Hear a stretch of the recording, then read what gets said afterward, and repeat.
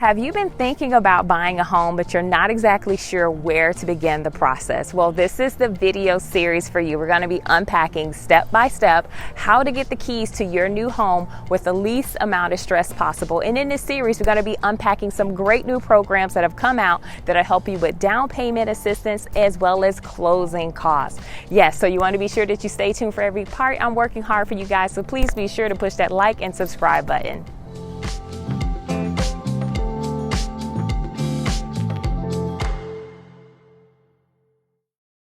Before we kick off this series, I just want to take a moment to applaud you for taking the time to educate yourself, to make sure that you're informed and that you have all the information you need to make an informed decision. Guys, honestly, this is half the battle. The more information you have, the better and the easier it is for you along the way to make an informed decision and feel comfortable about making this decision. Yes, buying a home is a big decision.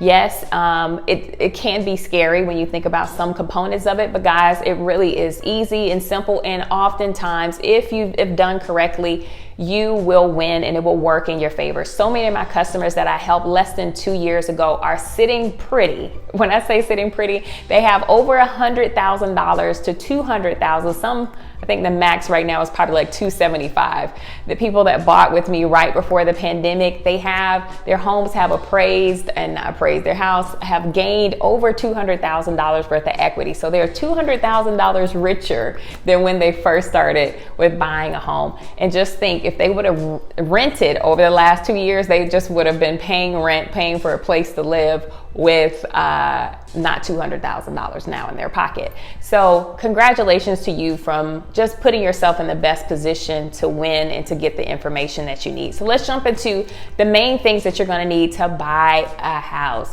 which is these 4 basic things, okay? It's really simple, guys. It's not complicated, and just want to put your mind at ease. First thing, guys, you're going to need credit. If you're not paying cash for that house, you're going to have great family inheritance that your family just buys a house cash for you, you're going to need financing, right?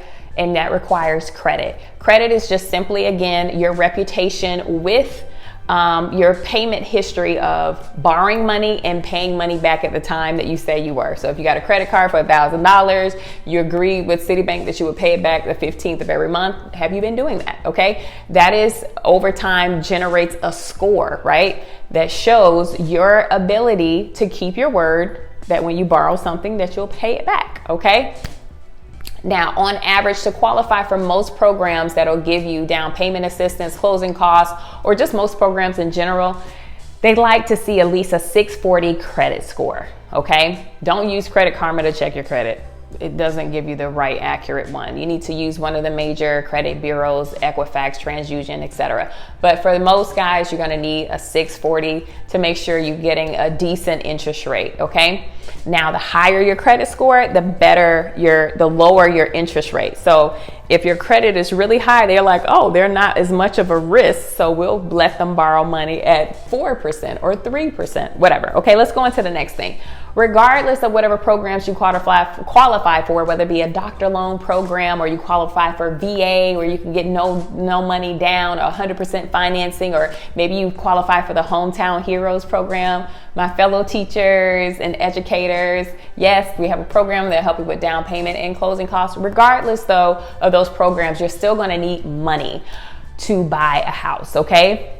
Whether it be that money to pay for the home inspection, to pay for the appraisal, or to pay for the binder, which is just money that you basically put up front to secure the home. So if you're going to a builder or you're going to a personal seller and saying, hey, I'm really interested in your house, they're like, great, but show me that you're interested. I need to see some money, right? So oftentimes they require you to put down a minimum of 1% of the sales price as a binder to just hold the home. Now that money will still be going towards you to purchase that home, but they want some money to show that you're serious, okay? So we said credit, money. Next thing, this is the big killer for first-time home buyers, is flexibility. A lot of times we have all these grandiose ideas of what your first home is going to look like. It's going to be pristine, perfect, everything in place and everything exactly like I want. No home is perfect. I hate to tell you guys. It's just not. Either you can't control where the location is or how the sun sets. Maybe it's facing the west, but you know, but you want to see it face the east, whatever. There's going to be some compromises that you have to make. And that's one of the Achilles heels of why some people don't like working with first-time home buyers, that oftentimes they're not flexible, and understand that when it comes to buying a home, you still have to make compromises. Just think about what's the 4 most important things you need in a home and stick to those 4. Like, does the home at least have these 4 things that you can't compromise on? And the other things we sometimes have to let go or wait till we get to the point where you can build a custom home. And the other thing to keep in mind, guys, your first home is just that. It's your first home. It's not your last home. You have to crawl before you run, right? So a lot of times when you think about a car, your first car was not a Lamborghini. Your first car was not a Rolls Royce. So your first house, don't expect it to be a Rolls Royce, okay? Like, let's be practical. Let's start where you can afford and what's based on what your budget is and based on where you are, and give you the opportunity to use that home as a bank account to build equity. Like I told you, some of my customers now have over $200,000 or at least $100,000 worth of equity in their homes now, that you can then use that pocket of money to then go build that ideal home, okay? So flexibility is key. Last thing that you're gonna need to move forward with buying your first home, especially, is a knowledgeable real estate professional that has your best interest. I didn't know until I got into real estate how hard that can be to find just that, someone that's knowledgeable and actually has your best interest. I came from education before I got into real estate, so I'm thinking, oh, everybody should know what they're doing, and then everybody will help people because that's what we do, right? Not exactly.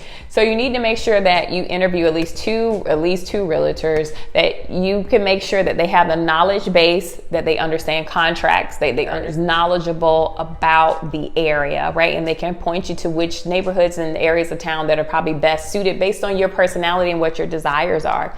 Someone that also understands loans and contracts and how that process works. They need to at least have a general idea of the different loan types, what's required of you, to kind of walk you through the process, understand closing costs and all those components. So it's so essential that as a first-time home buyer that you have somebody that knows what they're doing, because you don't know what you're doing. So you need someone that knows what they're doing, okay? So with all of that being said, these are just some of the 4 essential things that are needed for you to proceed with buying your first home. Now, that wasn't so bad, and honestly, guys, it's not as overwhelming or as complicated as it may seem. With those 4 essential things, that is all you need to buy a home: money, credit, flexibility, and a knowledgeable real estate agent. I'm here to help you through that entire process. Now I'm going to go ahead and shut off this video and go ahead and start our part 2, where we're going to dive more into the different programs that have come available that will offer assistance, that offer, doctor loan, that offer 100% financing, and go into the other parts of each step on how to obtain a home here in Florida. So stay tuned for that next video.